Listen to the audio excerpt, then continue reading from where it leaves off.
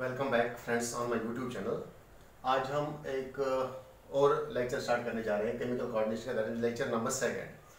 आज हम डिस्कस करेंगे ह्यूमन बॉडी के अंदर कुछ इंपॉर्टेंट ग्लैंड्स, जिनमें हम सबसे पहले पढ़ेंगे हाइपोथैलेमस और पिट्यूटरी ग्लैंड। ओके, चलो सबसे पहले हम ह्यूमन एंडोक्राइन सिस्टम की बात करेंगे। ह्यूमन एंडोक्राइन सिस्टम क्या है? What is human endocrine system? आप लोग जानते हो कि जो हमारी बॉडी है, ह्यूमन्स की body, it is made up of variety of large number of organs. और जब ग्रुप ऑफ ऑर्गन्स मिलते हैं तो ये बनाता है एक सिस्टम। जैसे हमारा सर्कुलेटरी सिस्टम है, जैसे हमारा नर्वस सिस्टम है, जैसे हमारा डाइजेस्ट सिस्टम है, रेस्पिरेटरी सिस्टम है, रिप्रोडक्टिव सिस्टम है। इसी तरह बहुत सारे सिस्टम्स हैं हमारी बॉडी में। उनमें एक इंपॉर्टेंट फिजियोलॉजिकल सिस्टम आता है एंडोक्राइन सिस्टम। ओके, मैं लिखूंगा endocrine system is that system of the body which comprises of endocrine glands. इसके अंदर एंडोक्राइन ग्लैंड्स हम पढ़ रहे हैं, and the hormones which are secreted by this particular system. Simply it is a set of organs, या simply हम बोल सकते हैं set of the tissues that produces the diffuser substances. These chemical substances are known as the hormones. ऐसे system को हम बोलते हैं एंडोक्राइन सिस्टम। तो एंडोक्राइन सिस्टम में सबसे पहले ह्यूमन बॉडी में हम बताऊंगा मैं आपको कि कौन कौन से ग्लैंड्स इसमें आते हैं और किस ग्लैंड की लोकेशन कहां पे है हमारे बॉडी के अंदर। सबसे पहले हम बात करेंगे ये जो हमारा ब्रेन है, this is our brain present in the head portion. ठीक है, हमारे ब्रेन में मेजॉरिटी 3 ग्लैंड्स होते हैं which acts as the endocrine gland. ठीक है, नंबर 1 यहां पे मैं बात करूंगा ब्रेन के अंदर, here is a portion of brain known as the diencephalon. उसको हम बोलते हैं डायनसेफिलॉन। डायनसेफिलॉन के साथ में अटैच होता है यहां पे, here this is the hypothalamus. Okay, inside the brain, gland number 1 is the hypothalamus. Hypothalamus के नीचे एक और ग्लैंड प्रेजेंट होता है हमारे ब्रेन के अंदर ही, that is known as the pituitary gland. Pituitary gland.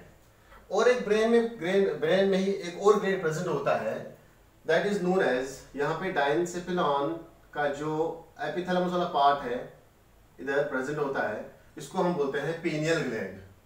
Here is known as pineal gland. इसके बाद थोड़ा सा नीचे आओ, नेक पोर्शन पे, यहाँ पे हियर जो हमारा ट्रेकिया है, दिस इज आवर ट्रेकिया। हमारे ट्रेकिया के ऊपर एक ग्लैंड रहता है, बटरफ्लाई शेप्ड ग्लैंड, ऐसे। This gland is known as thyroid gland. This is our thyroid gland, this is known as thyroid gland. Thyroid gland के पीछे अगर हम देखेंगे, उसको हम उल्टा करके देखेंगे, तो थायराइड ग्लैंड कैसे दिखेगा? उल्टा करके, this is the thyroid gland, थोड़ा सा फोल्डेड दिखेगा ऐसे। जब हम बैक साइड में देखेंगे उसको, तो बैक साइड में इसके ऐसे 4 ग्लैंड्स होते हैं, 2 upper and 2 lower, upper 2 and lower 2। These are known as the parathyroid glands, parathyroid glands, 4 in number. ठीक है, ये यहां पे प्रेजेंट होते हैं ऐसे, लेकिन यहां हमें देखने को मिलेगा on the back side of the thyroid gland. थोड़ा सा नीचे आ जाओ, यहां पे लंग्स है, लंग्स के बीच में here is the heart, here is the heart. Heart के ऊपर एक और ग्लैंड प्रेजेंट रहता है, leaf shaped bilobed gland, that is known as the thymus gland, thymus gland. और थोड़ा नीचे आ जाओ, here is the part of digestive organ, यहां पे एक और ग्लैंड है, that is known as the pancreas. Pancreas is also a endocrine gland. Now थोड़ा सा नीचे आ जाओ, here are our kidneys.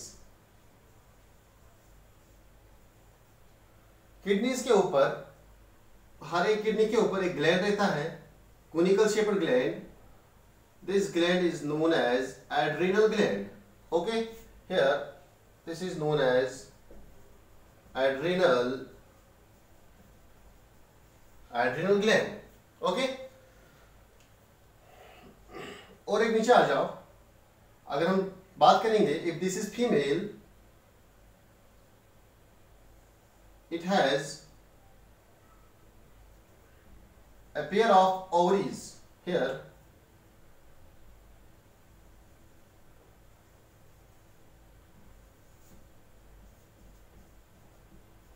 ovaries, a pair of ovary in case of female.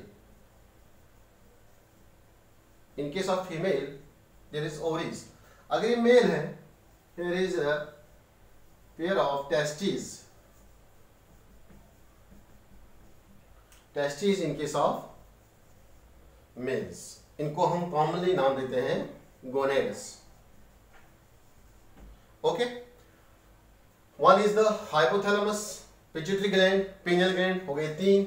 थोड़ा नीचे आ जाओ, पैराथायराइड 4, पैराथायराइड के पीछे पैराथायराइड, हो गए 5, thymus 6th gland, and pancreas is 7th one, that is adrenal 8th one, this is 9th and 10th. Okay, तो ये कुछ इंपॉर्टेंट ग्लैंड हैं हमारे बॉडी के अंदर। इसके अलावा अगर हम बात करेंगे, कुछ और ऑर्गन्स हमारे बॉडी में ऐसे which acts as the endocrine gland, जैसे कि skin also acts as endocrine gland, लेकिन हमें यहाँ पे नहीं पढ़ना है कि कौन कौन से हार्मोन्स वो रिलीज करते हैं। किडनीज, किडनी के ऊपर अलग सा ग्लैंड है, लेकिन किडनीज भी अपने हार्मोन रिलीज करते हैं, ठीक है। तो kidney also acts as endocrine gland. इसी तरह हार्ट भी एक्ट करता है एज एंडोक्राइन ग्लैंड। हमारा जीआईटी, गैस्ट्रोइंटेस्टाइनल ट्रैक्ट, हमारा alimentary canal, lot of hormones यहां से भी रिलीज होते हैं। That means in addition to these glands, हमारे बॉडी में और भी कुछ ग्लैंड्स है जो रिलीज करते हैं hormones. So these organs are also included in our endocrine system. इनमें आता है skin, kidney, heart and GIT. Okay, चलो ये थी हमारे एंडोक्राइन की लोकेशन। अब हम एक एक करके ग्लैंड्स पे आएंगे। सबसे पहले हाइपोथैलेमस एंड पिट्यूटरी, इन दोनों को हम आज देंगे।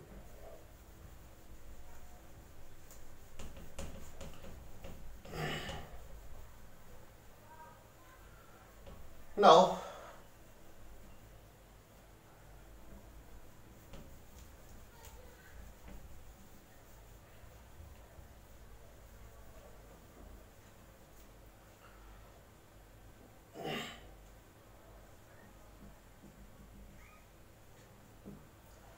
दिस इज आवर ब्रेन, ये हमारा ब्रेन है। तो मैं सबसे पहले ग्लैंड आज लूंगा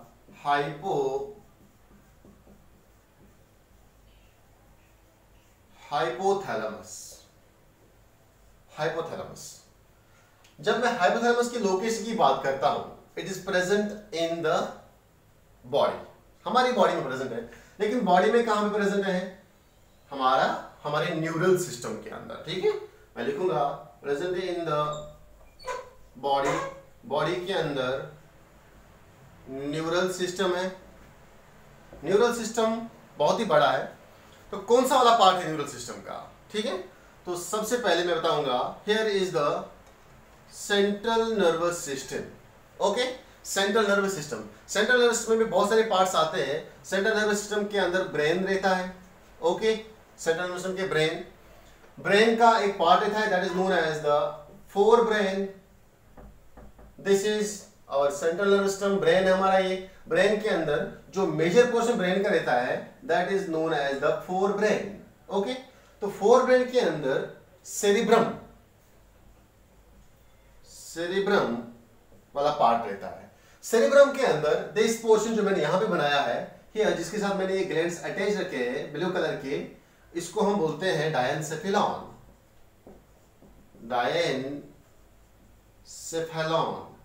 तो ये जो हाइपोथैलेमस है, this is attached at the base of the diencephalon. यहां पे attached with the base of डायएन्सेफेलॉन। डायएन्सेफेलॉन के बेस पे अटैच होता है एक ग्लैंड, एक स्ट्रक्चर, उसका नाम है हाइपोथैलेमस। देखो, this is the exact location of hypothalamus. Exact location हमारे बॉडी के अंदर neural system, central nervous system का ब्रेन, ओके, ब्रेन का फोरब्रेन का सेरिब्रम पार्ट, उसके अंदर diencephalon, on the base of the diencephalon attach होता है यहां पे हमारा हाइपोथैलेमस। ओके, जो हाइपोथैलेमस है, this is known as the master of all master glands. Master of all master glands. Master of all master glands क्यों? क्योंकि ये एक ऐसे ग्लैंड को कंट्रोल करता है जो ग्लैंड सारे बॉडी के हार्मोन्स को कंट्रोल करता है। That's the pituitary gland. Pituitary gland is under the control of hypothalamus and pituitary के अंडर जो ग्लैंड्स आते हैं, तमाम बॉडी की ग्लैंड्स, वो ये इनडायरेक्टली उन पे रोल करता है, ठीक है, कंट्रोल करता है उनको। तो स्ट्रक्चर पे आ जाओ। अगर हम इसका स्ट्रक्चर बताएंगे आपको हाइपोथैलेमस का, ये इसकी लोकेशन है। Now the structure of hypothalamus अगर हम देखेंगे हियर, देखो ये वाला पार्ट जो है, अब इसको मैं जूम करके बनाऊंगा बाहर। Here this is the hypothalamus. मान लो ये हाइपोथैलेमस है, ठीक है। हाइपोथैलेमस के साथ में इस यहां पे हम पिट्यूटरी भी लिंक करेंगे, मैं स्ट्रक्चर दोनों का बताऊंगा। दिस इज द स्टाक, यहां से एक और, this is the link between the pituitary gland and the hypothalamus. मैं लिखूंगा दिस इज द हाइपोथैलेमस, ये हाइपोथैलेमस है। दिस इज द पिट्यूटरी, ये पूरा पिट्यूटरी ग्लैंड है। जब मैं हाइपोथैलेमस की बात करूंगा, तो जो हाइपोथैलेमस है ये डायरेक्टली कंट्रोल करता है हमारे पिट्यूटरी ग्लैंड को। कैसे? यहां पे कुछ सेट ऑफ न्यूरॉन होता है, ठीक है। पहले मैं बताऊंगा जो ये पिट्यूटरी है ये कैसे अटैच होती है हमारे इस पिट्यूटरी के साथ। ये जो अटैचमेंट है इन दोनों के बीच में, इसको मैं बोलता हूं infundibulum. It is known as infundibulum. इसी का नाम है हाइपोफेशियल स्टाक। इसी का नाम है हाइपोफेशियल स्टाक। इसी का नाम है hypophyseal stalk. This is the stalk which connects the hypothalamus and the pituitary gland, ठीक है, गुड। तो इसके बाद यहां पे हम देखेंगे, this is here is the set of neurons. यहां पे bunch of neurons रहते हैं, ठीक है। Here is the neurons।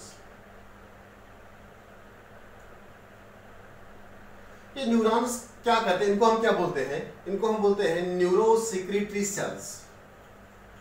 Neurosecretory cells, बहुत सारे न्यूरोसेक्रेटरी सेल्स होते हैं, एक पर्टिकुलर नाम दिया गया है उनका, उन सेल्स का नाम रखा गया है, न्यूरोसेक्रेटरी सेल्स का नाम रखा गया है nuclei. These neurosecretory cells are known as nuclei. यहां पे मैं एक चीज और बोलूंगा, ये जो पिट्यूटरी ग्लैंड है इसके मेन दो पार्ट्स होते हैं। वन इज दिस पार्ट, ये जो मैंने यहां पे बीच में डिप्रेशन बनाई, यहां से एक पार्ट रहता है, this is the second part of pituitary. इस पार्ट को हम नाम देते हैं एडेनो हाइपोफाइसिस।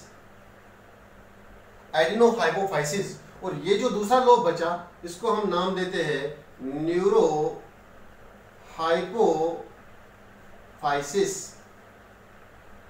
क्लियर? तो कितने लोब है पिट्यूटरी के? दो मेन पोर्शंस है। One is the adeno hypophysis, second is the neuro hypophysis, ठीक है। ये पिट्यूटरी की बात कर रहा हूं मैं। दिस इज द पिट्यूटरी, यहां से पिट्यूटरी स्टार्ट होती है। पिट्यूटरी का दूसरा नाम है हाइपोफाइसिस। हाइपोफाइसिस। तो एडिनोहाइपोफाइसिस में यहां पे ग्रुप ऑफ सेल्स रहता है। Here is the group of cells, here is the group of cells, adenohypophysis. Here is also the group of cells. इसमें एक और यहां पे बीच में मिडल में तो एक छोटा सा ग्रुप ऑफ सेल्स होता है यहां पे। क्लियर? क्या मैं बोल सकता हूं यहां पे एडिनोहाइपोफाइसिस के दो पार्ट्स हैं, वाइलेस न्यूरोहाइपोफाइसिस का एक ही पार्ट है। यहां पे दो पार्ट्स हो गए, ठीक है। देखो एडिनोहाइपोफाइसिस के दो पार्ट्स हैं। दिस वन रेड वाला part, this part is known as pars distalis, whereas this part is known as pars intermedia, pars distalis and pars intermedia, whereas this part जो न्यूरोहाइपोफाइसिस का सिर्फ एक ही पार्ट है, this is known as the pars nervosa, pars nervosa, ठीक है। तो ये pituitary gland के मेन दो पार्ट्स हैं यहाँ पे, one is adenohypophysis, second is the neurohypophysis. Adenohypophysis के दो पार्ट्स हैं, one is known as pars distalis, second is known as the pars intermedia, and neurohypophysis के एक ही पार्ट है, उसको हम बोलते हैं पारस नर्वोसा। ये पिट्यूटरी का पहले में आपको एनसीईआरटी का पॉइंट है, मोस्ट इंपॉर्टेंट आ सकता है एग्जाम में। यहाँ पे बोन है, ठीक है, ये बोन है, बोन की कैविटी, जिस बोन पे हमारा ब्रेन जो है वो लोकेट है, उसको हम बोलते हैं सिफेनॉइड बोन। कहां पे लिखूं? चलो, दिस इज सिफेनॉइड बोन, सिफेनॉइड बोन जिसपे हमारा ब्रेन रेस्ट करता है। सिफेनॉइड बोन में ऐसे कैविटी होती है, this is a cavity, this is the cavity, जिस कैविटी के अंदर हमारी पिट्यूटरी ग्लैंड बैठी है। उस कैविटी को हम नाम देते हैं sella turcica. This is the cavity known as sella turcica. याद रखना, एनसीईआरटी का पॉइंट है, एग्जाम में बहुत बार पूछा गया है। This is sella turcica. तो सेला टर्सिका अगर आपको कोई पूछेगा what is sella turcica, simply बोलना sir this is a cavity, जिस कैविटी के अंदर, दिस बोनी कैविटी, एक गड्ढा जैसा है, डिप्रेशन लाइक है, जिसके अंदर पिट्यूटरी ग्लैंड बैठी है, ठीक है। Now, मैं न्यूरॉन्स की बात कर रहा था, neurosecretory cells present in the hypothalamus, ठीक है। ये न्यूरोसेक्रेटरी हार्मोन्स, ये न्यूरोसेक्रेटरी सेल्स जो है, न्यूक्लियाई जिसको हम बोलते हैं, ये रिलीज करते हैं hormones, they release the hormones. यहां पे लिखता हूं मैं, they release the hormones.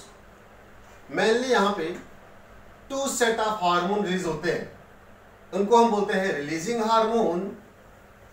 One set is known as releasing hormones, second set is known as inhibiting hormones. Inhibiting hormones release means synthesize होते हैं, यहाँ पे they synthesize, ये हार्मोन्स यहाँ पे सिंथेसाइज होते हैं हमारे न्यूरोसेक्रेटरी सेल्स के द्वारा। क्लियर? जैसे ये हार्मोन यहाँ पे सिक्रेट हो रहे हैं, ऐसे हार्मोन्स यहाँ पे ऐसा कोई बॉडी का ये पार्ट नहीं है, मेजर पार्ट, जिसमें ब्लड सर्कुलेशन नहीं है। तो ये हमारा हाइपोथैलेमस है, हमारा ब्रेन, इसमें भी सर्कुलेशन जा रही है। तो मान लीजिए ये आर्टरी है, दिस इज अ आर्टरी जो ब्लड सप्लाई लेके आई इन न्यूरॉन्स को, क्योंकि हमारे हर एक बॉडी सेल को सप्लाई चाहिए, ऑक्सीजन सप्लाई चाहिए। वो ऑक्सीजन सप्लाई कैसे मिलती है? हमारे ब्लड के द्वारा। तो दिस इज द आर्टरी, ये आर्टरी ने ऑक्सीजन ब्लड लाया, तो यहां पे इनको ऑक्सीजन देगी और वहां से क्या लेगी? Carbon dioxide. कार्बन डाइऑक्साइड के साथ साथ ये क्या लेती है? जो यहाँ पे इन्होंने सिंथेसाइज किए हार्मोन्स, न्यूरोसेक्रेटरी हार्मोन सेल से जो हार्मोन्स आया, वो हार्मोन्स इस ब्लड में डिफ्यूज हो जाएंगे from these neurons into the blood. और ये ब्लड फिर इसको कहाँ जाना है? यहाँ पे जैसे ये ब्लड निकलता है इन सेल्स से वापस निकलता है, तो ये वेन में चेंज होता है, ठीक है। दे फॉर्म्स वेन, ऐसे दे फॉर्म्स वेन। लेकिन ये आया था ऑक्सीजन ब्लड, अब इसने यहां से क्या लिया? एक तो कार्बन डाइऑक्साइड लिया, यहां से दिया उनको ऑक्सीजन, और एक और चीज वहां पे लिया, हार्मोन्स दिए। अब इसको कहां जाना चाहिए? हार्ट में या पिट्यूटरी के अंदर? मैंने अभी बोला जो हार्मोन्स यहाँ से रिलीज हो रहे हैं वो हार्मोन्स ब्लड के थ्रू हमारे पिट्यूटरी के अंदर हमारे पिट्यूटरी के अंदर ऊपर एक्ट करते हैं, ठीक है, शाबाश।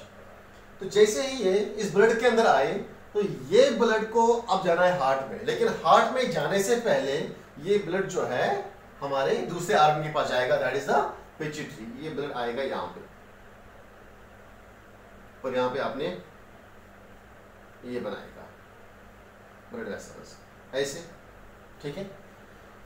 क्या करने, दैट मीन्स जो यहाँ पे डीऑक्सीजनेटेड ब्लड था डीओबी ब्लड हार्ट में जाने से पहले किसी दूसरे आर्गन के पास अगर जाएगा तो ऐसे सर्कुलेशन को हम बोलते हैं पोर्टल सर्कुलेशन। तो ऐसे ही हमारे बॉडी के अंदर 3 पोर्टल सिस्टम्स हैं। One portal system is present in our brain, second portal system is present in our digestive system, that means उसको हम बोलते हैं hepatic portal system, and third portal system is present in our kidneys, that is known as renal portal system. वो हमें आगे जाके जब हम वो यूनिट्स पढ़ेंगे इलाबोरेटली मैं वो पढ़ाऊंगा। अभी के लिए याद रखो हमारे बॉडी में 3 पोर्टल सिस्टम होते हैं और उनमें से एक पोर्टल सिस्टम हमारे ब्रेन में भी प्रेजेंट होता है। यही है वो पोर्टल सिस्टम जिसका नाम है hypophyseal portal system. This portal system is known as the hypophyseal portal system. What is hypophaseal portal system? That means जो डीऑक्सीजनेटेड ब्लड है हाइपोथैलेमस का हार्ट में जाने से पहले उसको जाना पड़ता है दूसरे आर्गन में, पिट्यूटरी के अंदर। क्यों? क्योंकि उसके पास यहाँ पे हार्मोन्स होते हैं, उसने यहाँ पे हार्मोन्स लिए हैं, वो हार्मोन्स उसको ले जाना पड़ता है पिट्यूटरी के पास। क्या होता है अगर ऐसा ब्लड, ये जो डीऑक्सीजनेटेड ब्लड है यहाँ पे, अगर ये पहले हार्ट में जाएगा, ठीक है, फिर हार्ट से वापस आएगा पिट्यूटरी के पास, तब तक जब तक ये दूसरी बार राउंड करके पिट्यूटरी के पास पहुंचेगा तो बहुत सारे जो हार्मोन्स है एक तो वो डिफ्यूज हो जाएंगे, उनकी तितर बितर हो जाएंगी, तो बाद में पता नहीं वो उनकी प्रॉपर लोकेशन यहाँ पे मिलेगी उनको या नहीं मिलेगी, उनकी कंसंट्रेशन कम होगी। तो इसीलिए ये फंक्शन बहुत एक्टिव बनाने के लिए यहाँ पे नेचर ने क्या रखा है, हाइपोफेशियल पोर्टल सिस्टम। ऐसी वीन इस हाइपोथैलेमस से हार्मोन्स को लाती है, डीऑक्सीजन को लाती है from hypothalamus into the pituitary. ऐसे वीन को हम नाम देते हैं हाइपोफेशियल वीन। याद रखना, this vein is known as hypophyseal vein. Hypophyseal vein, okay. इस हाइपोफेशियल वीन के थ्रू ये हार्मोन्स जो है हाइपोथैलेमस हार्मोन्स आते हैं यहाँ पे। दोनों हार्मोन्स हैं यहाँ पे, releasing hormone as well as inhibiting hormones. अभी हम इलाबोरेटली पढ़ेंगे। तो फिर ये एक्ट करते हैं इस पिट्यूटरी के 2 लोब्स पे। याद रखना, जो releasing hormone and inhibitory hormone है from the nuclei, from the neurosecretory cells of the hypothalamus, वो एक्ट करते हैं एडिनोहाइपोफाइसिस पे। एडिनोहाइपोफाइसिस पे वो एक्ट करते हैं। एडिनोहाइपोफाइसिस में 2 पार्ट्स होते हैं, 2 लोब्स होते हैं। One is the pars distalis, second is the pars intermedia. इन 2 लोब्स पे ऐसे हार्मोन्स इस लोब पे एक्ट नहीं करते हैं। इस लोब के एक्ट करने के लिए अलग से हार्मोन होते हैं जो न्यूरोहाइपोफाइसिस पे एक्शन करते हैं, वो मैं अभी बताऊंगा। पायरस डिस्टालिसिस मुझे याद आया, इसको हम बोलते हैं anterior pituitary, also known as anterior pituitary, while as this pars intermedia is known as middle lobe of pituitary. Middle lobe of pituitary.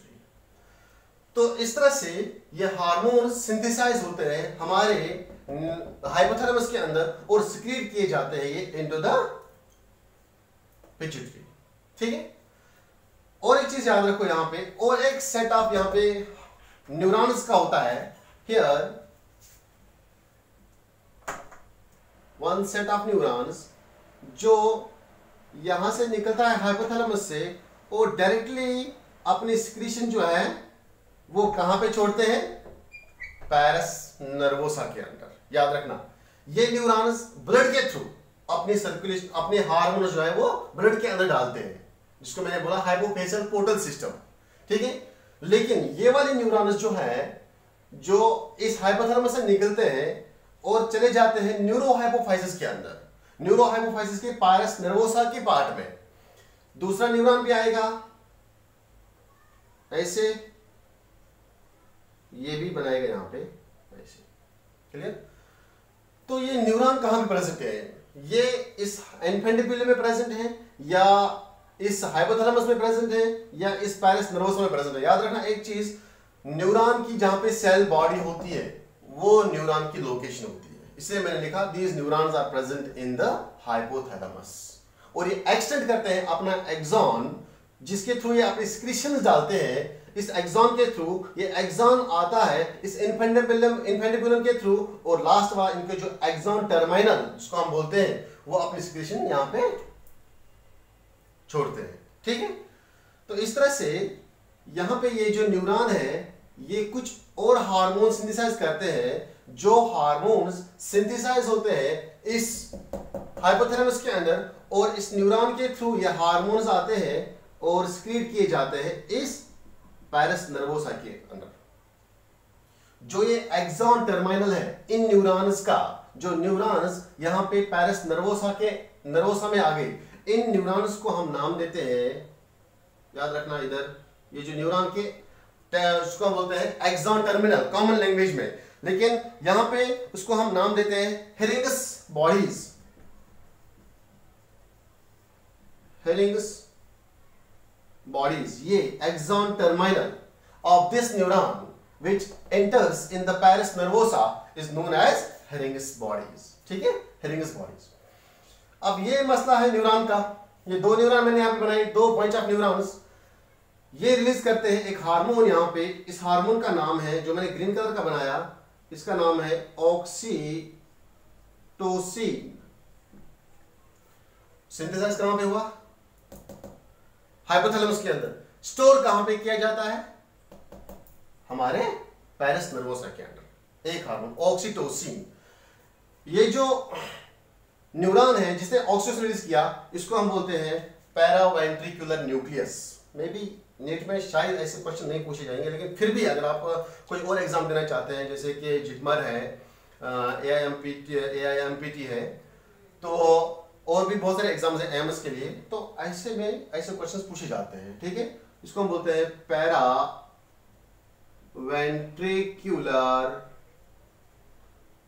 Nucleus.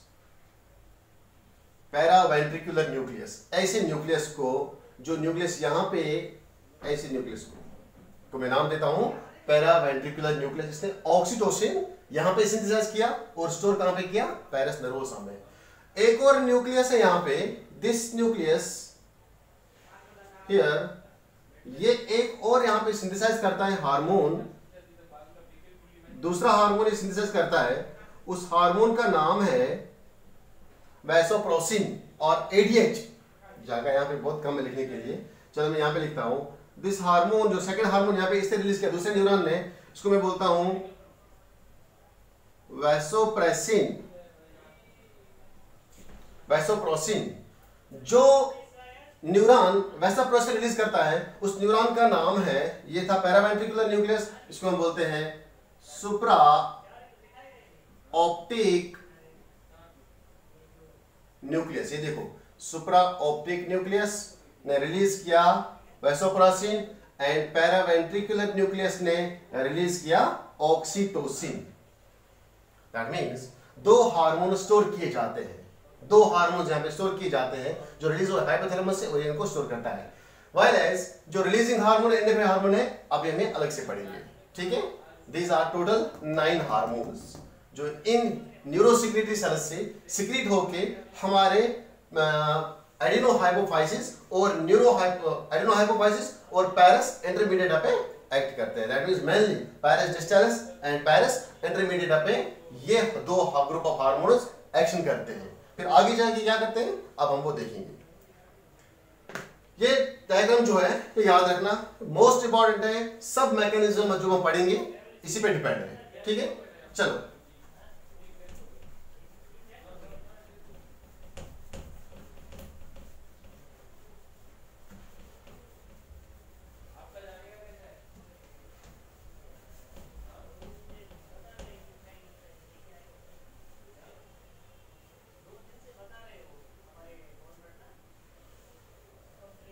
Now here अब हम पढ़ेंगे हाइपोथैलेमिक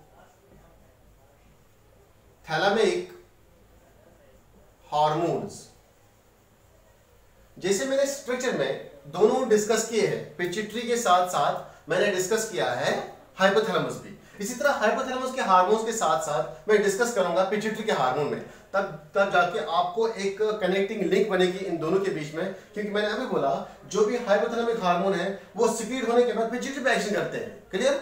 तो जो हार्मोन यहां से निकला उसने किस पार्ट पे एक्ट किया और वहां से किसको रिलीज कराया, ये सब हम साथ साथ पढ़ेंगे। ठीक है? तो यहाँ पे आपको दोनों ग्लैंड्स आज कंप्लीट हो जाएंगे, वन इज हाइपोथैलेमस और उसके साथ साथ पिट्यूटरी ग्लैंड भी। ठीक है? नाउ हाइपोथैलेमिक हार्मोन्स, मैंने अभी बोला टू सेट ऑफ हार्मोन्स यहां पे रिलीज होते हैं। One is known as the releasing hormone, second is known as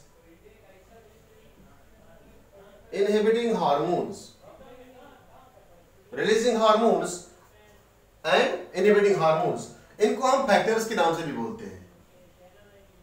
releasing hormones और रिलीजिंग फैक्टर्स, इनहिबिटिंग हार्मोन्स और इनहिबिटिंग फैक्टर्स। ये मैं उन हार्मोन्स की बात करता हूं जो हाइपोथैलेमस से निकलते हैं और एडिनोहाइपोफाइसिस पे एक्शन करते हैं। ठीक है? और लास्ट में पढ़ेंगे हम ऐसे हार्मोन्स जो हाइपोथैलेमस से निकल के हमारे न्यूरोहाइपोफाइसिस पे एक्ट करते हैं। तो रिलीजिंग हार्मोन्स की बात करूंगा मैं सबसे पहले।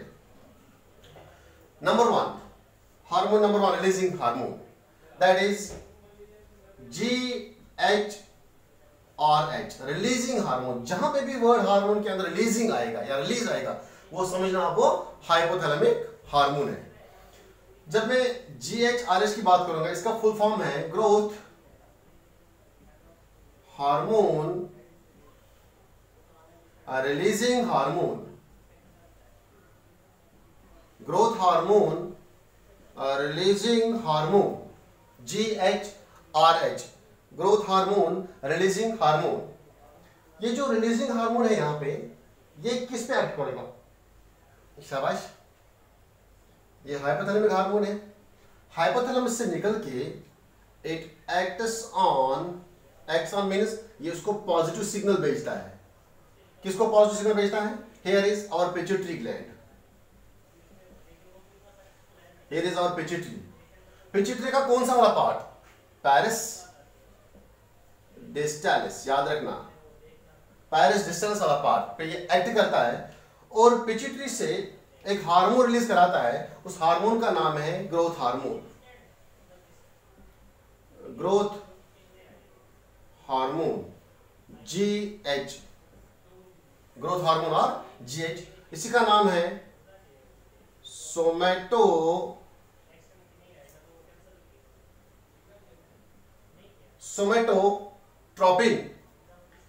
ग्रोथ हार्मोन और सोमेटोट्रोपिन। गुड। ये ग्रोथ हार्मोन और सोमेटोट्रोपिन हार्मोन अभी पिट्यूटरी के पैरिस डिस्टालिस से रिलीज हो गया। ठीक है? GnRH हाइपोथैलेमस से आया, एक्शन किया पिट्यूटरी के पैरिस डिस्टालिस पे और पिट्यूटरी के पैरिस डिस्टालिस ने रिलीज क्या किया? ग्रोथ हार्मोन GH और सोमेटोट्रोपिन। ये सोमेटोट्रोपिन जाता है अब किसके पास? अभी ब्लड के अंदर जाएगा। ठीक है? जैसे ये ब्लड के अंदर जाएगा तो ब्लड में ये ब्लड से ये जाएगा सबसे पहले लिवर पे, लिवर के अंदर एक्ट करेगा। उसके बाद हमारे मसल्स पे एक्ट करेगा। उसके बाद हमारे कनेक्टिव टिश्यूज पे एक्शन करेगा। उसके बाद हमारे बोन्स पे एक्शन करेगा। मेनली जो ग्रोथ हार्मोन है सोमेटोट्रोपिन हार्मोन, इसका मेनली एक्शन होता है बोन्स पे, लिवर पे, मसल्स एंड कनेक्टिव टिश्यूज पे। तो वहां पे क्या कर रहा है ये? इनमें ये जाके ये हार्मोन यहां से एक प्रोटीन को रिलीज कराता है, उसको मैं बोलता हूं IGF, that is insulin like growth factor. Insulin like growth factors, simple सी बात है। GHRH रिलीज हो गया हाइपोथैलेमस ने, उसने एक्शन किया पिट्यूटरी पे, पिट्यूटरी ने GH रिलीज किया, GH आ गया बोनस पे, लिवर पे, मसल सेल्स पे और कनेक्टिव टिश्यूज के सेल्स पे। वहां से इन चीजों ने रिलीज किया, इन ऑर्गन्स ने वहां पे रिलीज क्या किया? IGF, insulin like growth factor. ये IGF जिन सेल से रिलीज हुआ, ये वापस जाके उन्हीं पे एक्शन करता है, रिटर्न में उन्हीं पे एक्शन करता है। और जब ये उन पे एक्शन करता है तो ये काज करता है इनकी growth of bones, enlargement of bones, growth of liver, growth of muscles, growth of connective tissue. तो इसीलिए हम इसको बोलते हैं ग्रोथ हार्मोन। तो कैसे करता है ये ग्रोथ इनके अंदर? किसी भी बॉडी को ग्रो करने के लिए क्या चाहिए? न्यूट्रिएंट्स चाहिए। अगर हमें ग्रो करना होगा, हमें हमारी बॉडी को एक्टिविटी दिखानी होगी हमारी बॉडी को, तो हमें क्या चाहिए? न्यूट्रिएंट चाहिए, फूड चाहिए। तो सेल्स का जो फूड होता है, for example this is the cell, अगर ये सेल है यहां पे, this is the cell, okay. तो इस सेल को क्या चाहिए ग्रो करने के लिए? एटीपी चाहिए। एटीपी कहां से आएगा? ग्लूकोज से आएगा। दैट मीन्स ये जो हार्मोन है, जब ये इन सेल्स पे जाता है, वहां पे आईजीएफ रिलीज हो गई। ये आईजीएफ ने वापस से उन्हीं सेल्स पे, उन्हीं ऑर्गन्स पे एक्ट किया और इन ऑर्गन्स का एटीपी कंजप्शन बढ़ाया, ग्लूकोज कंजप्शन बढ़ाया। कैसे? दिस इज द लिवर, ये हमारी ब्लड वेसल है, ये ब्लड है, ओके। लिवर के अंदर मैंने आपको पढ़ाया है ग्लाइकोजन होता है, एक्स्ट्रा ग्लूकोज जो होता है सेल के अंदर, वो ग्लाइकोजन की फॉर्म में स्टोर होता है। और ये ग्लाइकोजन की ब्रेकडाउन होती है, यहां पे इसको ग्लूकोज बनाता है और ये ग्लूकोज फिर सेल्स लेके जाती है। तो सेल्स को क्या मिला? न्यूट्रिएंट, सेल्स ग्रो करेंगे। दूसरा, यहां पे फैट है, प्रेजेंट लिवर के अंदर एक्स्ट्रा फैट स्टोर किया जाता है। उस फैट को क्या करेगा? ये मैंने लिवर की एग्जांपल ली यहां पे, इस तरह ये बोन्स में करता है, इस तरह मसल सेल्स में, इस तरह कनेक्टिव टिश्यूज में। यहां पे ये इस फैट से निकालेगा ग्लूकोज और वो ग्लूकोज भी ट्रांसफर किसमें? सेल्स के अंदर। इसी तरह अमीनो एसिड, जो इस ब्लड के अंदर अमीनो एसिड है, यहां पे उनको लेके जाता है सेल के अंदर और यहां पे प्रोटीन्स बनाता है। आपको पता है कि बॉडी को ग्रो करने के लिए प्रोटीन्स एक इंपॉर्टेंट रोल प्ले करती हैं। इसी तरह सेल में भी अगर प्रोटीन्स ज्यादा बनेंगे तो सेल ज्यादा ग्रो करेगी। जब सेल्स ग्रो करेंगे तो बॉडी की ग्रोथ होगी। इस तरह से जब ग्लाइकोजन से ग्लूकोज निकलेगा, प्रोसेस का नाम क्या है? ग्लाइकोजेनोलाइसिस। जब फैट से, नॉन कार्बोहाइड्रेट सोर्स से ग्लूकोज बनेगा तो ग्लूकोनियोजेनेसिस। और यहां पे इसको हम क्या बोलते हैं? जब अमीनो एसिड से प्रोटीन बनेंगे सेल के अंदर तो प्रोटियोजेनेसिस, प्रोटीन्स की जेनेसिस की जाती है, प्रोटीन्स बनाए जाते हैं। while as glycogen and fat की मेटाबॉलिज्म किया जाता है, यानी कि कैटाबॉलिज्म किया जाता है, ठीक है। इनका एनाबॉलिज्म किया जाता है। जब सेल के अंदर यहाँ पे प्रोटीन ज्यादा बढ़ गए, जब सेल के अंदर ग्लूकोज बढ़ गया, जब सेल के अंदर बहुत सारा ग्लूकोज बनेगा तो सेल एब्रेप्टली क्या करेगी? Growth. This cell shows growth. इस तरह से ये जो इंसुलिन लाइक ग्रोथ फैक्टर्स होते हैं, ये सेल को हेल्प करते हैं ग्रोथ करने के लिए, ठीक है। Very good. इस तरह से ये हार्मोन जो है इंपॉर्टेंट रोल प्ले करता है ग्रोथ में। अब अगर इस हार्मोन की डेफिशिएंसी हो गई तो क्या हो जाएगा? इसके साथ में एक पार्ट है, वो हम यहां पे खत्म करेंगे। GH, growth hormone, also known as the somatotropin. मान लीजिए अगर इसकी डेफिशिएंसी होगी, डेफिशिएंसी में सबसे पहले हम इसकी हाइपोसिक्रीशन बताएंगे। हाइपोसिक्रीशन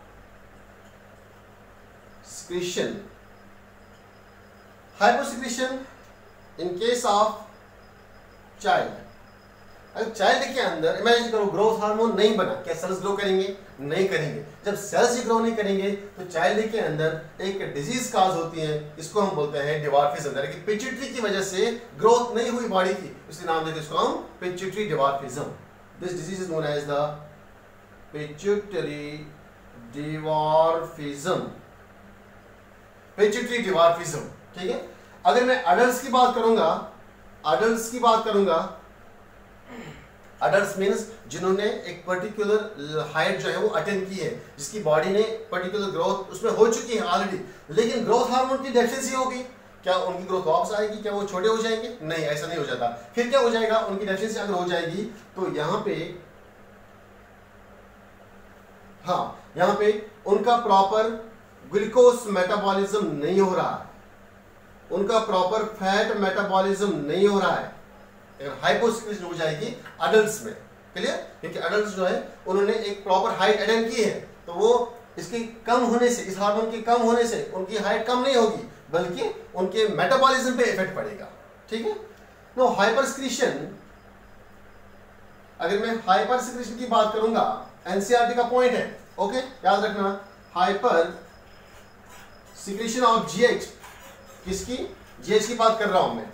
हाइपर सिक्रीशन अगर हो जाएगी तो दोनों में हो सकती है। ज्यादा अगर हो गया है चाइल्ड के अंदर, in case of child, in case of adult, in case of child, in case of adult, अगर चाइल्ड इसमें इसकी कंसंट्रेशन ज्यादा होगी, बोलो क्या हो जाएगा?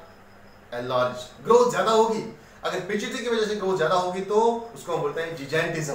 This condition is known as the gigantism, GIGANTISM, gigantism. ठीक है? बहुत सारे बच्चे बोलते हैं सर स्पेलिंग समझ नहीं आ रही है। Okay, this is gigantism, that is abnormal growth. अगर अडल्ट्स में हाइपर सिक्रीशन हो गई तो, क्योंकि हाइट जो है वो एक नॉर्मल एज तक बढ़ती रहती है, 20-24 एज तक वो बढ़ती रहती है। अगर ये 24 के बाद ज्यादा इसकी सिक्रीशन होगी, दैट मींस बॉडी क्या और ग्रोथ करेगी? नहीं, उसकी हाइट पे कोई इफेक्ट नहीं पड़ेगा अडल्ट्स पे, बल्कि उसके जो फेस के बोन्स हैं वो एनलार्ज हो जाएंगे। ओके, फेस के बोन्स जो है वो एनलार्ज हो जाएंगे। उस कंडीशन को हम नाम देते हैं एक्रोमेगाली। एक्रोमेगाली इन अडल्ट्स, याद रखना, इन अडल्ट्स अगर हाइपर सिक्रीशन हो जाएगी तो एक्रोमेगाली, अगर हाइपर सिक्रीशन चाइल्ड्स में हो जाएगी तो जिजेंटिज्म। ठीक है? अगर हाइपो कम हो जाएगी सिक्रीशन चाइल्ड्स में तो पिट्यूटरी डिवार्फिज्म, चाइल्ड छोटा रहेगा। ठीक है? ऐसे ये बंदा ग्रो नहीं करेगा। इस तरह अडल्ट्स में ग्लूकोज मेटाबॉलिज्म और फैट मेटाबॉलिज्म पे इफेक्ट पड़ेगा। This was all about the GHRH। Now second hormone जो रिलीज होता है रिलीजिंग हार्मोन से, हाँ एक और चीज मैं यहां पे भूल गया, GH हार्मोन के साथ ही इनहिबिटिंग हार्मोन भी एक आता है, GH हार्मोन। ये प्रोसेस उसको हम बोलते हैं GIH, growth hormone inhibiting hormone. Okay, ये इस GHRH growth hormone releasing hormone जब ये पॉजिटिव सिग्नल दे रहा था पिट्यूटरी को, और ये क्या कर रहा है? इसी पिट्यूटरी को नेगेटिव सिग्नल भेज रहा है। बस सिर्फ इनहिबिटिंग हार्मोन्स का काम यही होता है कि ये जो ग्रोथ हार्मोन्स होते हैं, रिलीजिंग हार्मोन होते हैं, रिलीजिंग हार्मोन के अपोजिट काम करना, कि अगर इसकी इनहिबिशन नहीं होगी यहाँ पे तो ये बहुत ज्यादा सीक्रेट हो जाएगा ये हार्मोन, ये पिट्यूटरी को बहुत ज्यादा GH रिलीज कराएगा, और bones, liver, muscle, cells, tissues पे सबसे ज्यादा IGF रिलीज होगा, और एनलार्जमेंट ऑफ बोन्स या एनलार्जमेंट ऑफ मसल्स ज्यादा होगी। उस चीज को रोकने के लिए यहाँ पे नेचर ने और एक हार्मोन रखा है इनहिबिटिंग हार्मोन्स के कैटेगरी में, उसको हम बोलते हैं GIH। कितने हार्मोन हो गए? 2। One is GHRH, second is GIH, growth inhibiting hormone, growth hormone inhibiting hormone. Now second hormone पे आ जाओ, प्रोलैक्टिन। कहां से रिलीज होता है? पिट्यूटरी ग्लैंड से, शाबाश। प्रोलैक्टिन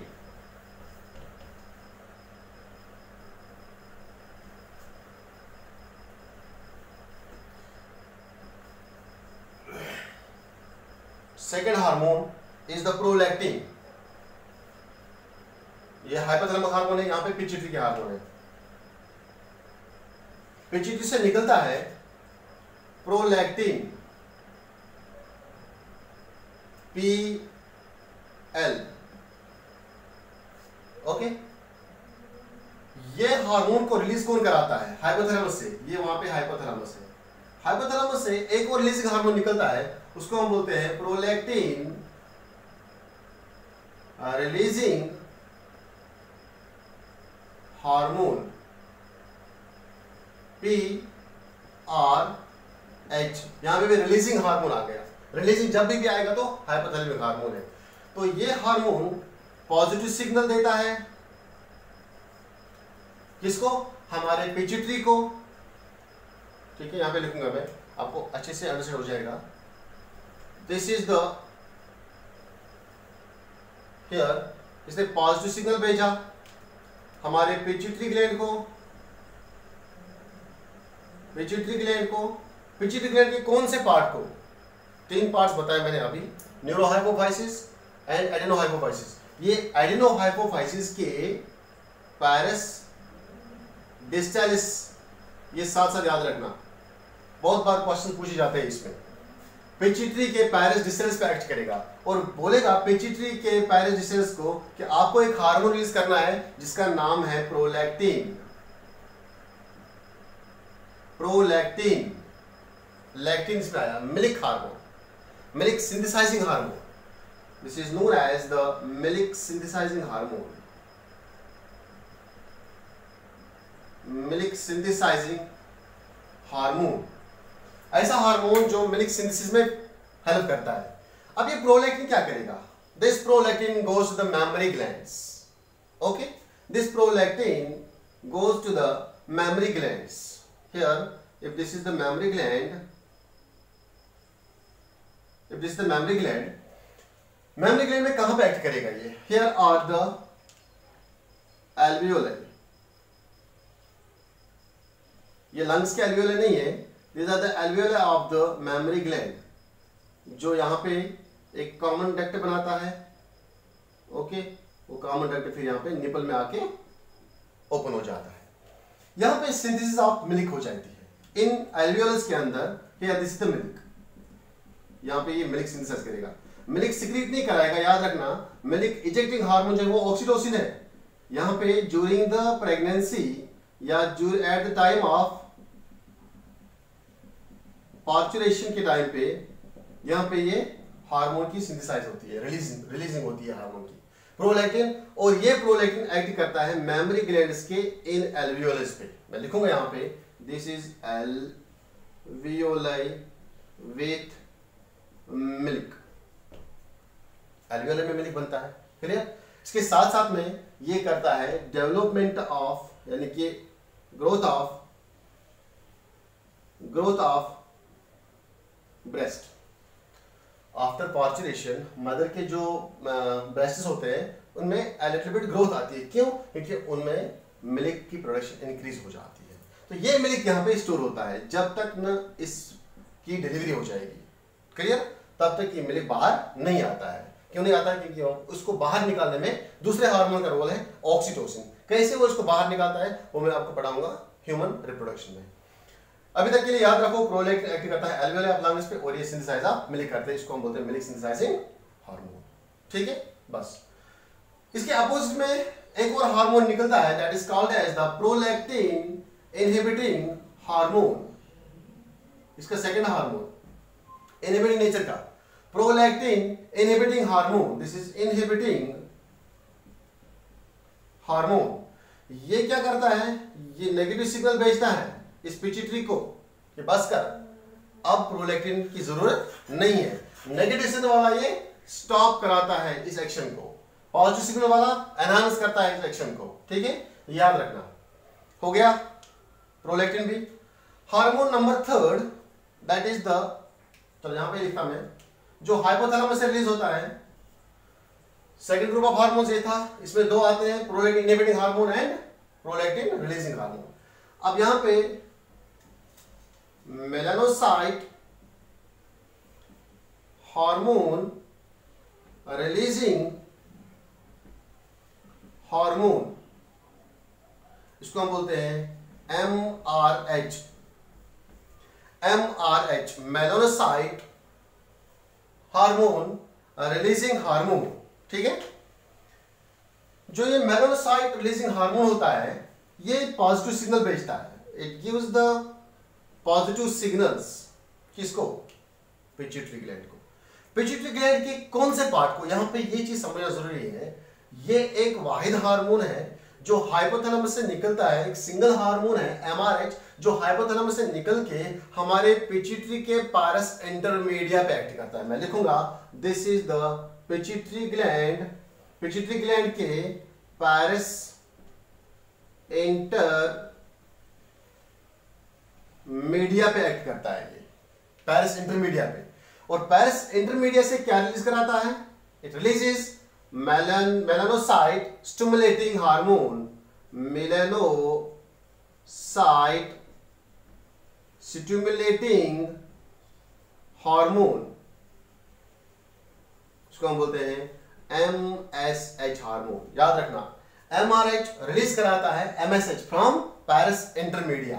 ये MSH का काम क्या है? This MSH now goes to the melanocytes of skin, melanocytes of skin, skin के मेलानोसाइट्स पे जाके एक्ट करता है और वहां पे production of melanin, production of melanin cause कराता है। सिंपल सी बात है। MRH हाइपोथैलेमस से रिलीज हो गया, पैरस इंटरमीडिएट पे इसने एक्ट किया, वहां पे पैरस इंटरमीडिएट ने क्या किया? MSH रिलीज किया। MSH ने क्या किया? मेलानोसाइट्स ऑफ स्किन पे एक्ट करने के बाद यहां पे प्रोड्यूस किया मेलानिन हार्मोन। ये melanin hormone, this hormone is responsible for the skin colour, hair colour, colour of hair, colour of eyes, जो भी कलर होगा, ब्लैक होगा, ब्राउन होगा, रेड होगा, ब्राउनिश होगा, क्या होगा, वो कलर जो है वो हमारे मेलानिन की वजह से होता है। ठीक है, तो ये उस प्रोसेस को हम जनरली जो है, जब ये कलर रिलीज होते हैं इसको हम बोलते हैं metachrosis. Here the changing of colour, मैं लिखूंगा यहां पे मेटाक्रोसिस। जनरली ये ज्यादा एक्टिवेट होता है जो एम्फीबियंस और रेप्टाइल्स होते हैं। एम्फीबियंस और रेप्टाइल्स में कुछ ऐसे रेप्टाइल्स जो जनरली अपना स्किन कलर चेंज करते हैं, उस प्रोसेस को हम बोलते हैं मेटाक्रोसिस। ओके, नाउ कितने हार्मोन हो गए? 3 सेट्स ऑफ हार्मोन, दोनों में यहाँ पे अपने इनहिबिटिंग हार्मोन है। हाँ, यहाँ पे मैं भूल गया, इसका भी अपना इनहिबिटिंग हार्मोन है, शाबाश, इसका भी अपना इनहिबिटिंग हार्मोन है, उसको हम बोलते हैं MIH, melatonin, sorry melanocyte hormone inhibiting hormone, melanocyte hormone inhibiting hormone. ये क्या करेगा? नेगेटिव सिग्नल भेजेगा। अब हमारे पास 3 ऐसे हार्मोन हैं जिसके अपोजिट में एंटागोनिस्ट हार्मोन रिलीज होता है। पहला क्या था? ग्रोथ हार्मोन GHRH, जो पिट्यूटरी से, जो हाइपोथैलेमस से निकलता है, और उसके साथ में GIH भी रिलीज होता है, वो मैं बताऊंगा। हाँ, वो मैंने बताया, लेकिन उस पर शार्ट में लास्ट पे एक टेबल फॉर्म में हम बनाएंगे वो। दूसरा है PRH, उसके अपोजिट में PIH। तीसरा है MRH, उसके अपोजिट में MIH। इनको हम बोलते हैं, जहां पे मैंने IH लिखा इनहिबिटिंग, वो ग्रुप में आते हैं। किस ग्रुप में? इनहिबिटिंग ग्रुप में, इनहिबिटिंग हार्मोन के ग्रुप में। हो गए third group of hormones. Now fourth one is thyrotropic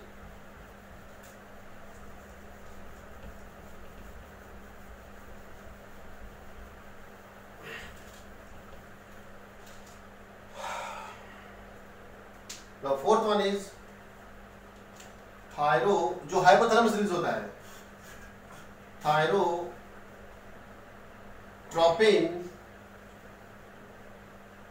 releasing hormone TRH, short में उसको हम नाम देते हैं TRH। ये TRH हाइपोथैलेमस से सीक्रेट होके किस पे एक्शन करेगा?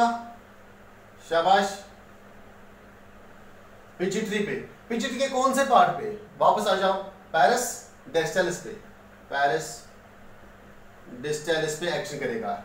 ठीक है, जब ये पैरस डिस्टालिस पे एक्शन करेगा तो वहां पे एक और हार्मोन रिलीज हो जाएगा। उस हार्मोन को हम बोलते हैं TSH, थायराइड स्टिमुलेटिंग हार्मोन। पढ़ना है हमें थायराइड ग्लैंड में, थायराइड स्टिमुलेटिंग हार्मोन। ये थायराइड स्टिमुलेटिंग हार्मोन जो है, ये एक्शन करता है हमारे थायराइड ग्लैंड पे, एक्शन ऑन थायराइड ग्लैंड। जब हम थायराइड ग्लैंड पढ़ेंगे वहां पे इलाबोरेटली पढ़ाऊंगा मैं कौन से सेल्स पे एक्ट करता है। ठीक है, थायराइड फॉलिकल्स। यहां पे पिट्यूटरी में कौन से सेल्स पे एक्ट करता है? ये उनको हम बोलते हैं thyrotrophs, thyrotrophs, cells of pituitary present in the parens digitalis. Here releases the hormone TSH. TSH acts on the thyroid gland and thyroid gland इसके कहने पे T3 T4 रिलीज करता है, थायरोक्सिन हार्मोन्स, थायराइड हार्मोन्स जिनको हम बोलते हैं।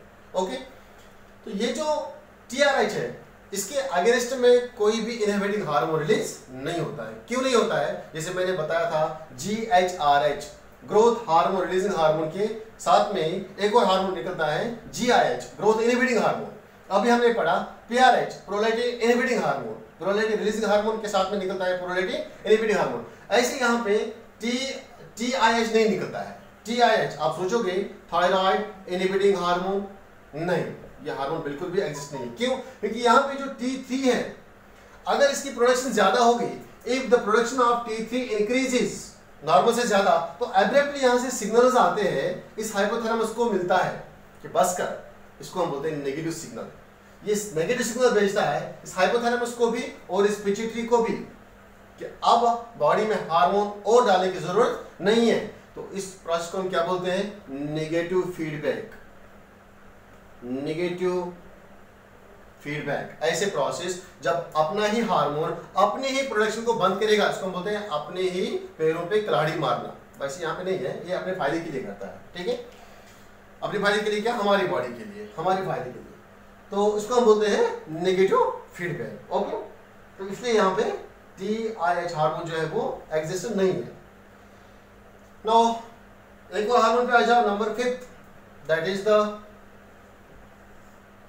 CRH। CRH क्या है? CRH corticotropin releasing hormone. कहां से रिलीज हुआ? हाइपोथैलेमस से।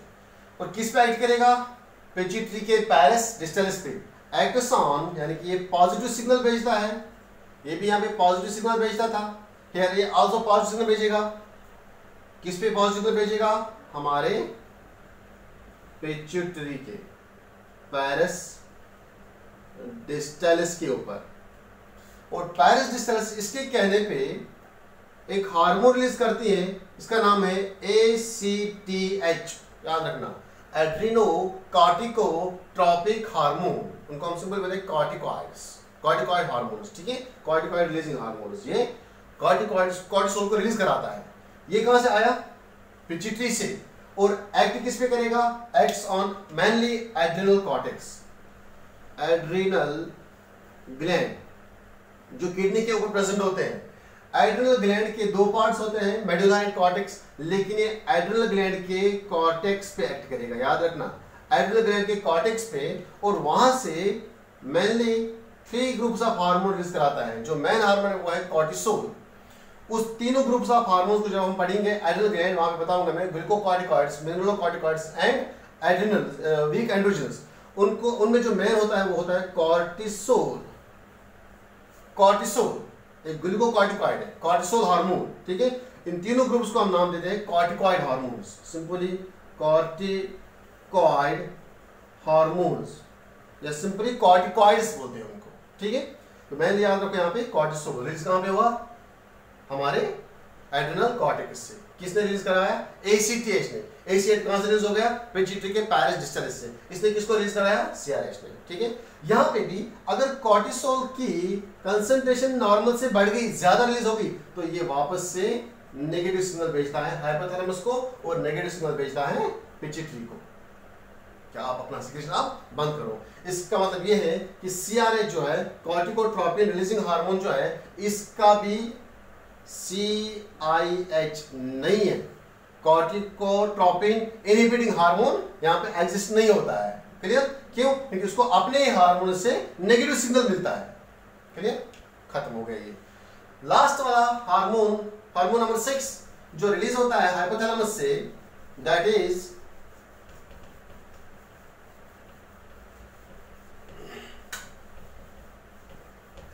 Hormone number 6।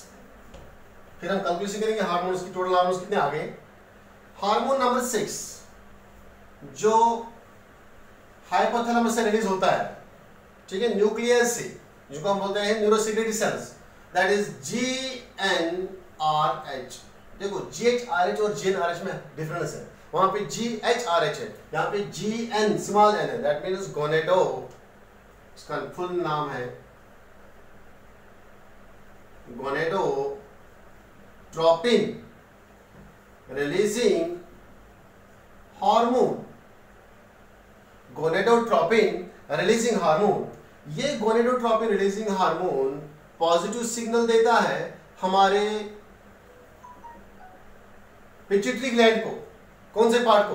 पैरस डिस्टलिस। सब hormone except MRH melanocyte releasing hormone, उसके बगैर जितने भी हार्मोन्स हैं वो पैरस डिस्टलिस पे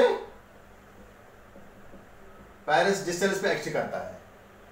और पैरस डिस्टलिस को बोलता है कि आपको हार्मोन रिलीज करने हैं, ठीक है।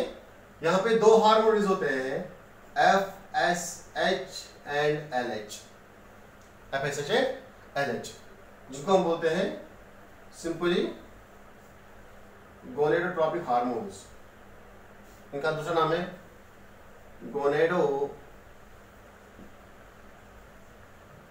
Gonadotropic hormones.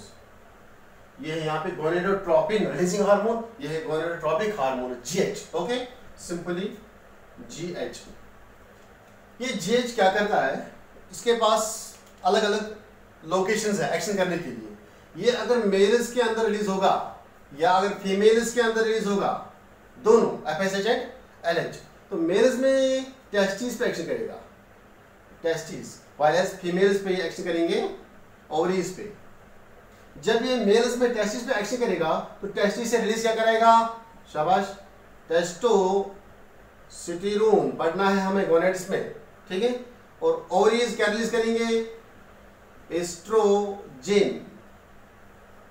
ये एस्ट्रोजन और टेस्टोस्टेरोन जब ये अपना काम करेंगे, इनकी सिक्रीशन फिर अगर कंटिन्यू रही, तो अगर इनकी सिक्रीशन ब्लड के अंदर ज्यादा बढ़ गई तो ये दोनों हार्मोन्स आके नेगेटिव सिग्नल देता है, किसको, हाइपोथैलेमस को और पैरस डिस्टलिस को, बोलता है कि अब अपना हार्मोन बंद करो। क्यों, क्योंकि इसको पता है कि जैसे GnRH आया है, इसके अपोजिट में इनहिबिटिंग हार्मोन नहीं आने वाला, इसलिए हमें खुद ये काम करना है, ठीक है।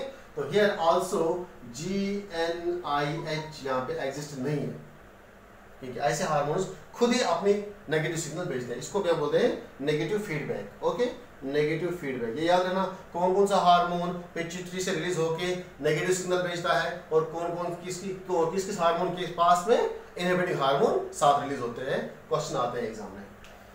Okay, this was all about the total hormones of hypothalamus जो न्यूक्लियस से रिलीज होते हैं, ठीक है। नाउ अब हम एक उनका थोड़ा सा ये ग्राफिकल फॉर्म देखेंगे, टेबलेटेड फॉर्म देखेंगे।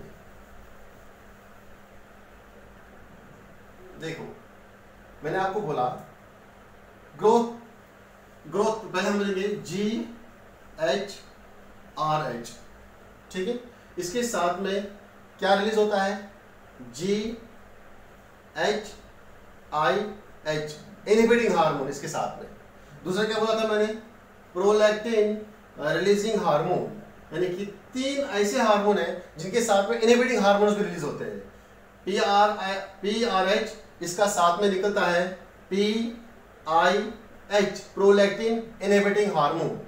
तीसरा हार्मोन कौन सा था, मेलानोसाइट रिलीजिंग हार्मोन। इसके अपोजिट में कौन सा हार्मोन रिलीज हो रहा था, melanocyte inhibiting hormone. That means तीन ग्रुप्स ऑफ हार्मोन्स जो है, these are known as the inhibiting hormones. Inhibiting hormones, याद रखना इन हार्मोन्स के पास इनहिबिटिंग हार्मोन क्यों है, GnRH के पास क्यों नहीं है, CRH के पास क्यों नहीं है, या अभी हमने पढ़ा थायरोट्रोपिन हार्मोन TRH उसके पास क्यों नहीं है। याद रखना ये हार्मोन्स जब आगे जाके एक्ट करते हैं तो ये कोई और हार्मोन प्रोड्यूस नहीं करते हैं, they do not produce the another hormone on their target cell, no production of hormones after acting on target cell. अभी हमने देखा CRH की बात करो, CRH आया था, क्लियर, CRH ने पिट्यूटरी पे एक्ट किया, पिट्यूटरी ने एड्रिनल ACTH रिलीज होने के बाद फिर से एक हमारी किडनी पे एक्ट किया, यानी कि जिसको बोलते हैं एड्रिनल कॉर्टेक्स, फिर एड्रिनल कॉर्टेक्स ने और एक हार्मोन रिलीज किया था, कॉर्टिसोल, ठीक है। तो यहाँ पे हमने देखा है सिंपली GRH सिंपली क्या कराता है, ग्रोथ हार्मोन, और वो ग्रोथ कराता है। क्या ग्रोथ वापस आएगा, नेगेटिव इफेक्ट इसको करेगा, नहीं। तो इसको कम करने, इसको रोकने के लिए नेचर ने क्या रखा है, इनहिबिटिंग हार्मोन्स के साथ में।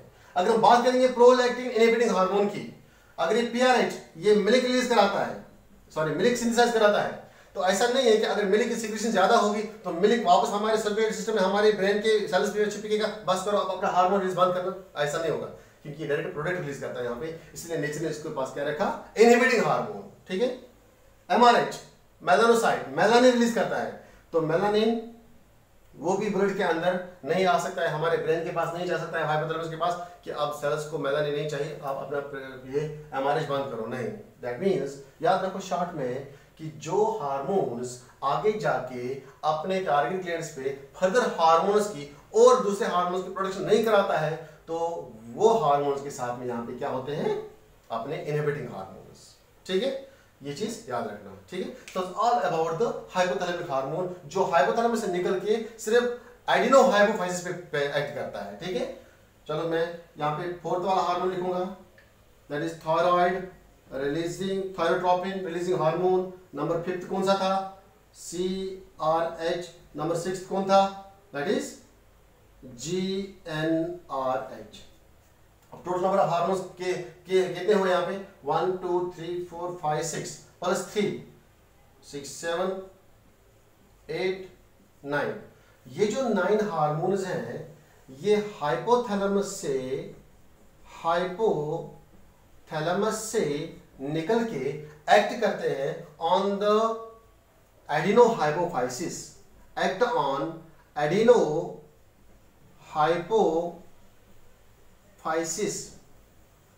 हाइपोफाइसिस। और ये भी याद रखना इसमें 1 2 3 4 5 6 7 ये 7 हार्मोन ऐसे हैं जो एक्ट करते हैं ऑन द पैरस डिस्टेलिस, और सिर्फ एक हार्मोन है that is MRH and MIH। 2 hormone, एक हार्मोन ये इसका अपोजिट वाला MIH और MRH, ये हार्मोन सिर्फ एक्शन करता है पिट्यूटरी के पैरस इंटरमीडिया पे, जिसको हम बोलते हैं मिडल लोब ऑफ पिट्यूटरी। ये चीज याद रखना, बहुत बार ऐसे में क्वेश्चन आया था, ऑड वन आउट हमें करना था वहां पे। ठीक है, तो ऑड वन आउट ऐसे ही किया जाता है जब आपको पूरी चीजें मालूम होगी। ठीक है, अदरवाइज ऐसे क्वेश्चन नहीं कर पाओगे वहां पे। तो ये था ऑल अबाउट द हार्मोन्स जो सिर्फ एडिनो हाइपोफाइसिस का एक्ट करते हैं। अब यहाँ पे से 2 हार्मोन्स बचे। ठीक है, टाइम देखता मैं,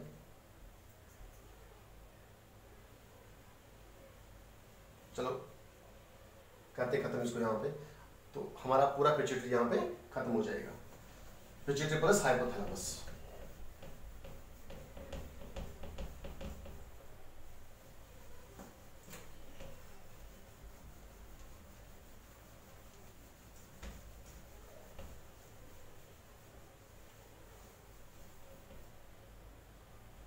नाउ हाइपोथैलेमस से और 2 हार्मोन रिलीज होते हैं। ठीक है, one is known as the oxytocin. Oxytocin जो है ये रिलीज होता है पैरावेंट्रिकुलर न्यूक्लियस से, पैरावेंट्रिकुलर न्यूक्लियस। ठीक है, तो पैरावेंट्रिकुलर न्यूक्लियस से रिलीज होता है और इसको स्टोर किया जाता है, स्टोर्ड इन न्यूरोहाइपोफाइसिस,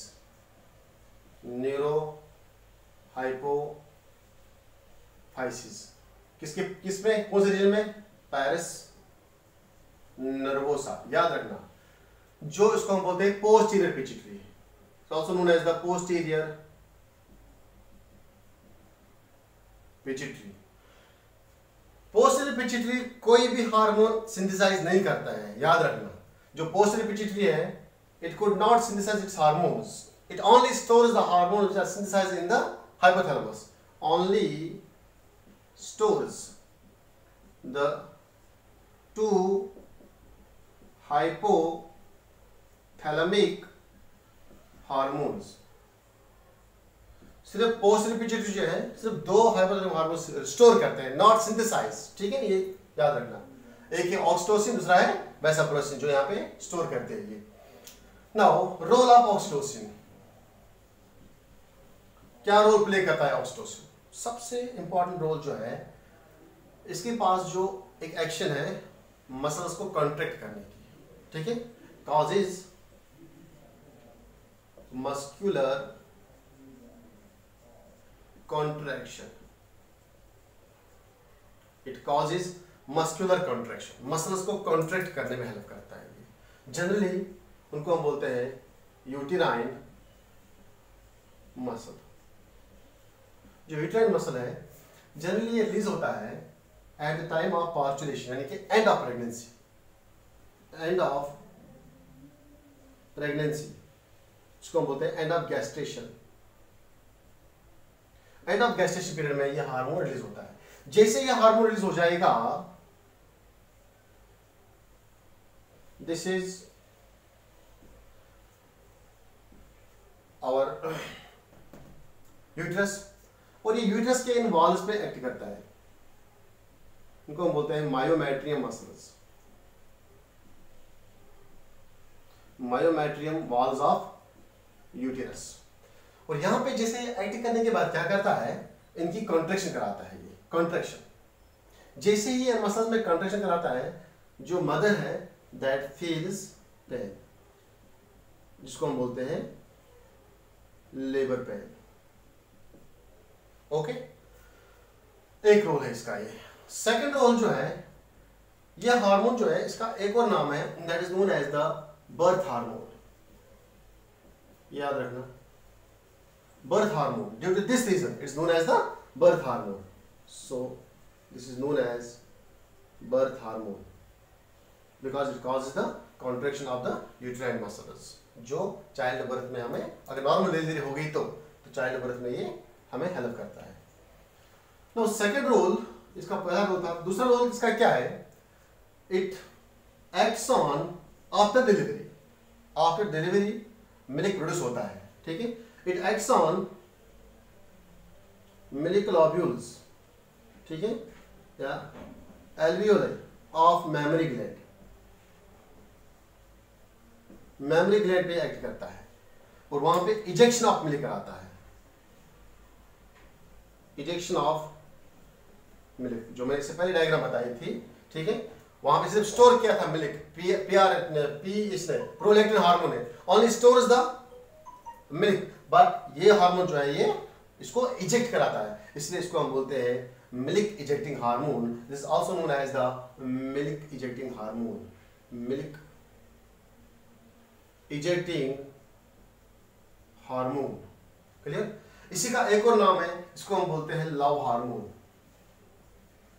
लव, क्यों इसको बोलते हैं लव हार्मोन, ये आपको पढ़ाऊंगा जब मैं ह्यूमन रिप्रोडक्शन पढ़ाऊंगा, ठीक है। नाउ ये इसके मेन रोल है, और एक इसका रोल है वो आपको यहाँ पे जरूरत नहीं है पढ़ने का, ठीक है, वो हम आगे पढ़ेंगे जब हम ह्यूमन रिप्रोडक्शन पढ़ेंगे, तब तक पेशेंस रखो। नाउ ये है ऑक्सीटोसिन। एक और हार्मोन है दैट इज द वैसाप्रोसिन, बस लास्ट हार्मोन है।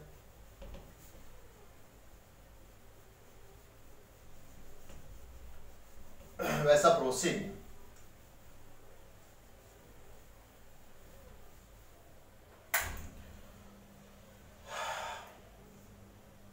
ये हार्मोन नंबर सेकंड है, नोन एज द वैसोप्रेसिन, वैसाप्रोसिन। कहां से रिलीज होता है ये, फ्रॉम सुप्रा ऑप्टिक न्यूक्लियस। कहां पे है सुप्रा ऑप्टिक न्यूक्लियस, जो मैंने इस लेक्चर में पहली डायग्राम बनाई थी, वहां पे जाके देख लो एक बार, सुप्रा ऑप्टिक न्यूक्लियस कहां पे प्रेजेंट होता है, कहां से निकलता है और कहां पे जाता है। सुप्रा ऑप्टिक न्यूक्लियस ये हार्मोन रिलीज करता है, ये हार्मोन है वैसा प्रोसेस का नाम है ADH, also known as anti diuretic hormone,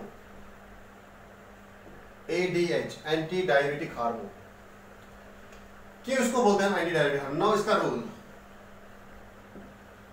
देखो, जब आप किसी ऐसे कंडीशन में फंस जाते हो जहां पे पानी जो है बिल्कुल कम है, या टेम्परेचर बहुत हॉट रहता है, टेम्परेचर बहुत ज्यादा रहता है, ठीक है, वहां पे क्या होता है, जनरली जो हमारी बॉडी है ये बहुत सारा पानी जो है लॉस करती है थ्रू स्वेटिंग। ओके, तो हमारी बॉडी में डिहाइड्रेशन होती है, loss of water through any mean, उसको हम बोलते हैं dehydration. During dehydration during dehydration या during hot climate, during hot climate sweating ज़्यादा होती है तो डिहाइड्रेशन हो जाएगी। तो वाटर लॉस होता है, ब्लड वॉल्यूम कम हो जाता है। बॉडी का अगर स्वेटिंग ज़्यादा हो जाएगी, हम पानी नहीं पिएंगे तो एब्रेप्टली ब्लड वॉल्यूम कम हो जाएगा। ब्लड वॉल्यूम कम हो जाएगा तो बीपी कम हो जाएगा। जैसे ही बीपी कम हो जाएगा, हमारे हाइपोथैलेमस में कुछ ऐसे रिसेप्टर होते हैं जो इसको सेंस करते हैं कि बॉडी का बीपी कम हो गया। जैसे ही बॉडी का बीपी कम हो जाएगा तो हाइपोथैलेमस रिलीज करता है ADH.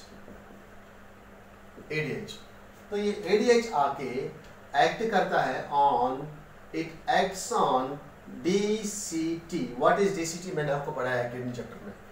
And collecting duct, it acts on DCT and collecting duct. Clear? और कलेक्टिंग डक्ट से क्या कराता है? ये रीएब्जॉर्प्शन ऑफ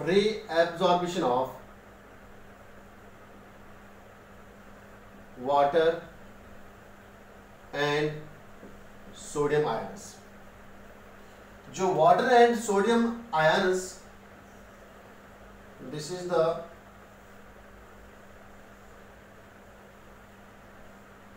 ये नेफ्रॉन है, this is the collecting duct and this is the DCT.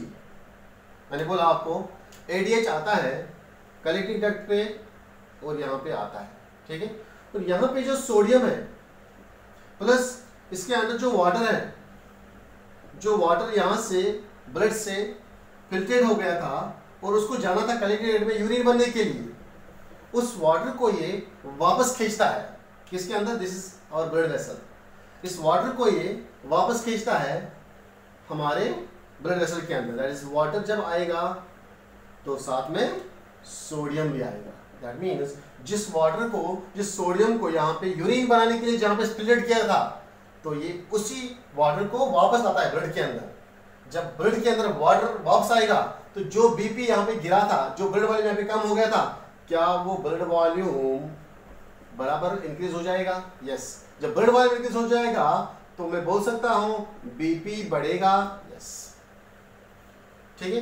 या एक और रोल है इसका, क्या मैं बोल सकता हूं it prevents the loss of water through urine, क्योंकि जो वाटर यहाँ पे निकला था यूरिन बनने के लिए, उसको रिएब्सॉर्ब किया, वापस खींचा इसने।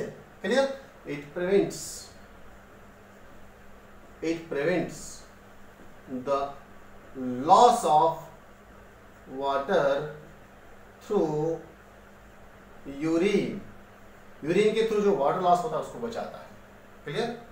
या मैं बोल सकता हूं it also decreases the value of किसका वॉल्यूम?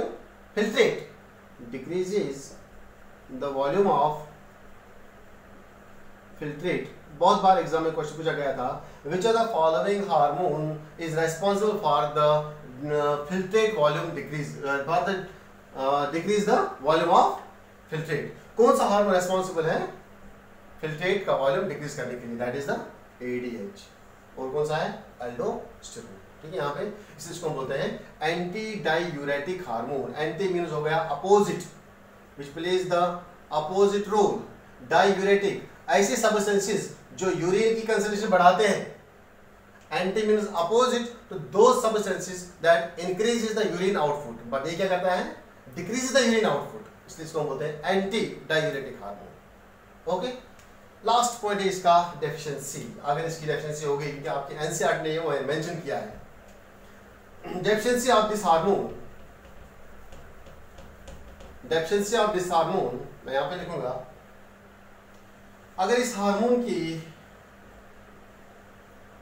डेफिशिएंसी होगी तो डेफिशिएंसी मींस हाइपोसिक्रीशन।